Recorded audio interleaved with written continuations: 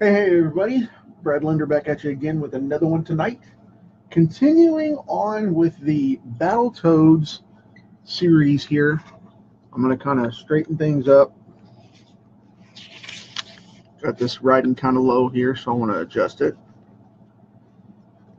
We have Rash coming out as the second one for this trio. Going to go over here with the page real quick, reset this, and share it with everybody on the page and on YouTube and all that fun stuff. So bear with me just a second. And there we go. Okay, cool. Now, I am going to knock this bad boy out. He's a little bit lighter green than the original color of Zitz from last night, his cohort. So, got a little bit of graphite left there. I want this to stay nice and bright. So, I'm taking it easy with a YG05 on this one.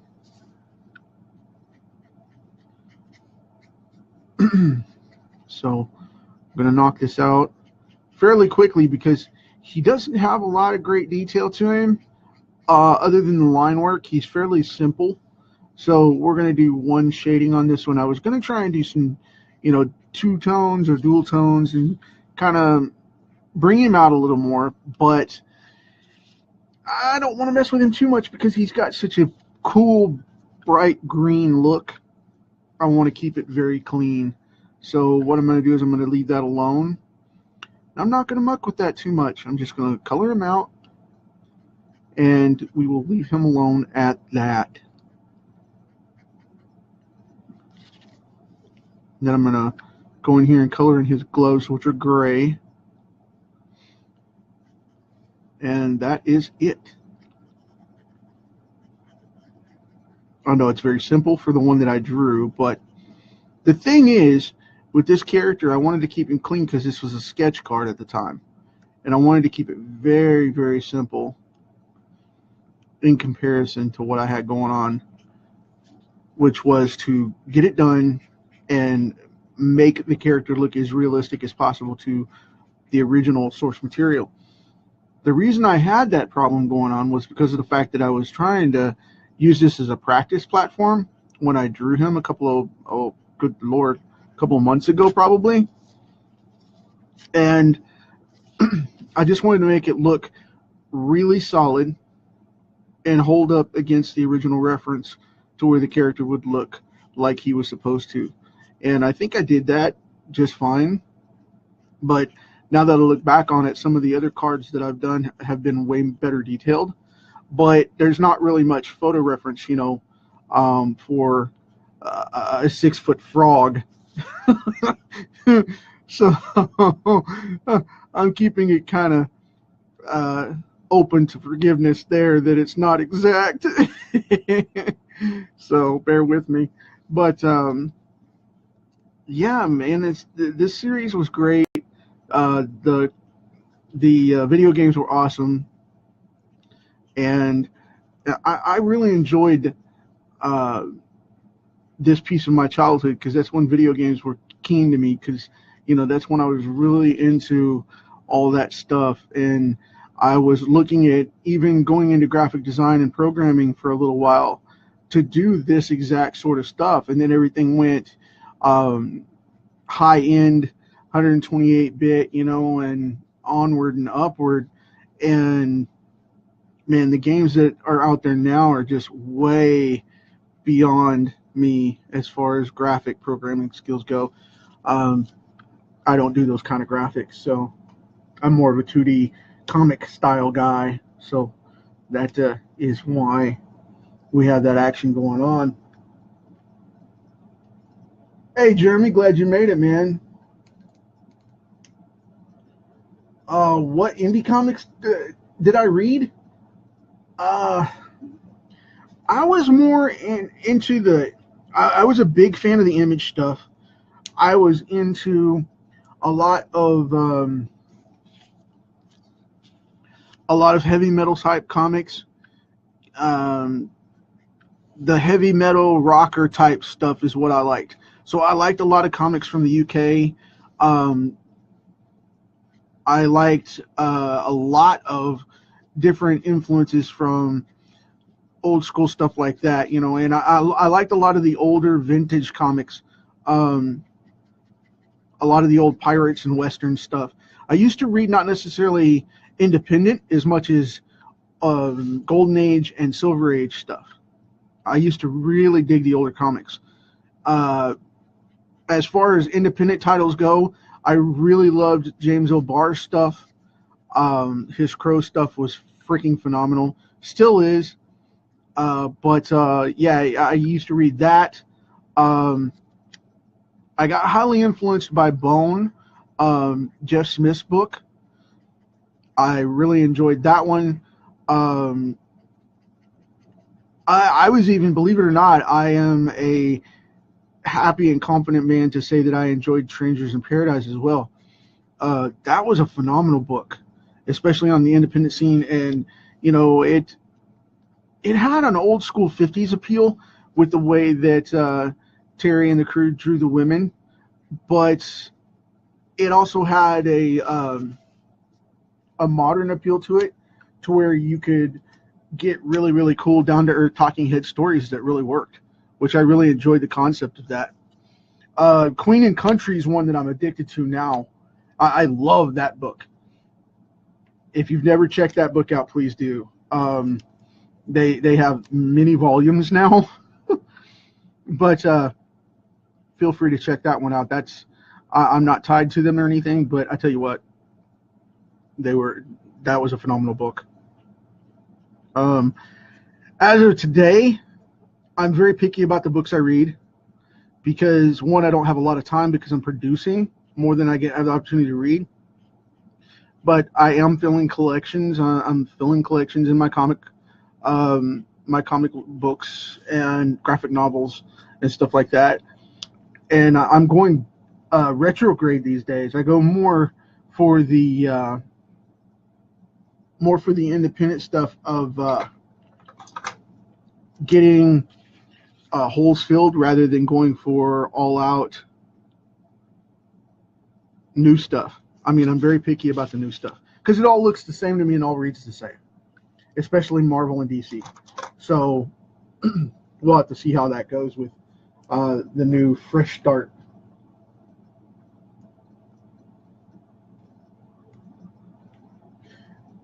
You have to be very careful with that. Jeremy stated out that, hey, Sam Glansman, yeah, exactly. Jeremy just pointed out that the movies might be better depicted if they go by the 50s style. Well, the thing is, Marvel was a 60s style. Now, DC Comics has been around for longer, since the 30s and 30s and 40s. But Marvel, as we know it, the Marvel universe that Stan Lee created was created in the 60s, and it wasn't around in the 50s. But I get what you're saying, that nostalgic, hardcore baseline. But the thing that's making Marvel successful, the Marvel movies so successful, is, one, the effects quality and writing is there. Two, the production level's there. And three, finally, the adaptation allowance is there. Because you can't make a true hardcore comic book translate to television or movie film because it will look ridiculous. I mean, if you had Hugh Jackman running around in yellow and blue spandex, it would look goofy. Okay? And I've decided I'm going to go ahead and tone some of these greens in here. Not too much, just a little. But, yeah, you have to consider things like that, That's why they made a joke in the 2000 film about, what did you expect? Yellow spandex, with that comment in the Blackbird, when Wolverine says, you guys really go outside in these things? And Scott, without missing a beat, says, Cyclops, without missing a beat, says, what did you expect? Yellow spandex? That is an homage to that because of the fact that it would not have translated on film the way that they did in the leather suits or the current adaptations. The Punisher, Thomas Janeway's Punisher. That he was killed at a mass killing in his family, a family reunion when he was going to retire from the government. When the original storyline was they were all killed because they caught a mobster execution happening in Central Park. So think about that. That wouldn't translate on film as dramatic in the scale that it did without being, adapted to a stronger, different appeal. Okay, that's the reason we got that. Spider-Man having the spinnerets in mutation, as a mutation in his arm, and all that good stuff going on with the Tobey Maguire version of Spider-Man. Stan Lee was interviewed right after and said flat out, "Man, I wish I'd thought of that." So you just got to consider the adaptations of things are going to be a little bit different. So I don't necessarily agree with the fact that they would have been better if they'd have done the original form. I think they could have done some of the original character forms individually. I do agree there, but I don't necessarily think that they should have gone true to the material as far as literal translations, because it just wouldn't hold up. I mean, they've tried that before, and it was awful. I don't know if you were old enough to remember, but the Dolph Lundgren version of The Punisher in the 90s, it was 1989, 1990, right around in there. It was freaking horrible. And, it was just a massacre. And it was totally, totally ruined. So, they dyed his hair black and put him on the screen, and it was just awful.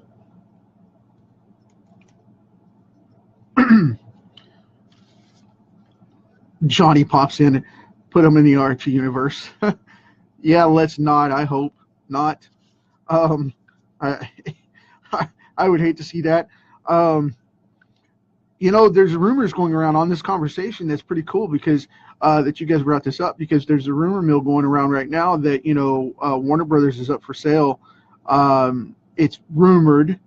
I haven't found anything to stably and legitimately hold that up yet, other than the rumor mill. And there's directors and things like that coming out of the WB bullpen that are saying things like, yes, there's a rumor of it, and we're looking, they're always looking to expand and whatever, and find new funding and find new material and whatever. Which, that's an open ploy, but I think it's old school movie PR, because there's not any legitimacy to it until they come out and say it. And I haven't found anything to say it yet. I've heard a lot of people say they've seen it said, but I can't find any of the material that it has been said that it's for sale. And if it is, they better watch out, because Marvel's going to scoop them up if one of the other companies like Turner Entertainment or something like that doesn't grab them really quick. And then we're going to have a monopoly on comics for mainstream, which won't be a monopoly because they're not stopping from anybody else from publishing, but they'll control the main two if Disney snatches them up. And that will be very, very intriguing for a lot of companies to come in and invest with them on a one-on-one basis, because that means they could take over their own personal direct distribution, as well as come in for owning Marvel and DC, and then coming into like Diamond or Previews and making an exclusive deal where they deal direct, because they're already building up their own platform. Can you imagine if Disney and DC and Marvel all got together under the under the Disney brand and under the Disney distribution, and ended up taking over the world of comic books directly and bypassed all of the independents? There would be nothing left. We would have to have our own new formulated distribution system, which would finally break the monopoly, but nonetheless it would still stagnate the industry as well, because we would have to adjust for it. So, there's still big changes coming. We've got to be careful of that kind of stuff. And we'll see what happens, because I still think that if they get the opportunity, they're going to take them over, and then we're going to have Superman facing the Hulk and weird things like that on a regular basis. However, Disney did take fans' advice and stop fluffing the book sales through the stores, stopped forcing those sales. Then they stopped with Fresh Start. They announced that they're going to be doing the characters that we know from the continuity, starting them over with the traditional numbers instead of messing with all the different mainstays that they've got now, which I'm cool with that. Them having things evolve and stuff, and it's long overdue with having more characters. But don't destroy classic characters just to make new ones out of them for the conveniency of filling a slot because you're too lazy to let other talent in to do the job that they need to do, which is to make new characters. So hope that answers that question. But I went the long way about it and made a conversation out of it. But hey, whatever works, man. Good. I'm glad you got the Wonder Woman series because it's phenomenal. If you get the old school 30s stuff, it's even better. 30s and 40s. It may not even be that old. Get the original Golden Age stuff. I'm not sure of the date, so I don't want to misinform you. But get the old school Wonder Woman stuff that came out, and I guarantee you'll really enjoy that if you dig the Wonder Woman series at all. It's a great different direction to take. So think about it and give it a shot. But if you got the collection, man, cool. Congrats. For me, I'm finishing up my Spawn collection right now. And I just got a really cool piece, a mint condition, brand new copy of the Spider-Man, the Marvel Omnibus Spider-Man by Todd McFarlane, which is the #1 volume, which is freaking hard to get in a good, clear, strong copy. Good copy. It's crazy. So many people have tried to find it.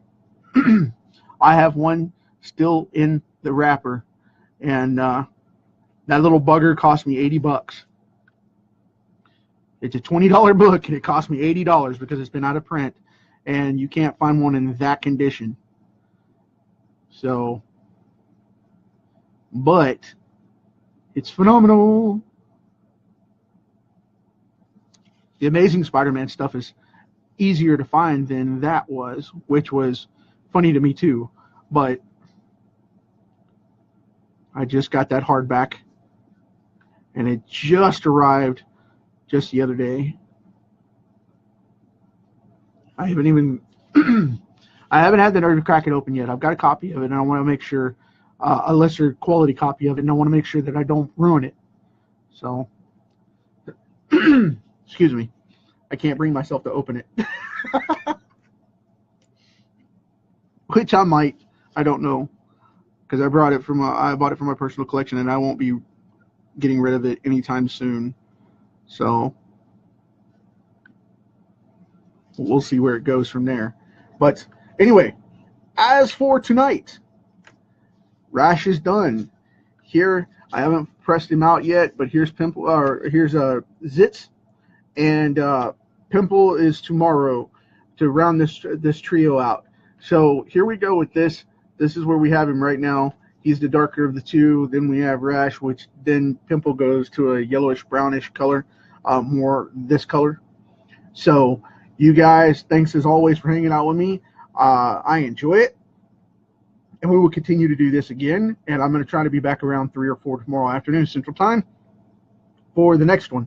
So with that said, I will leave you to think about this as always. We got this big rock for a little time.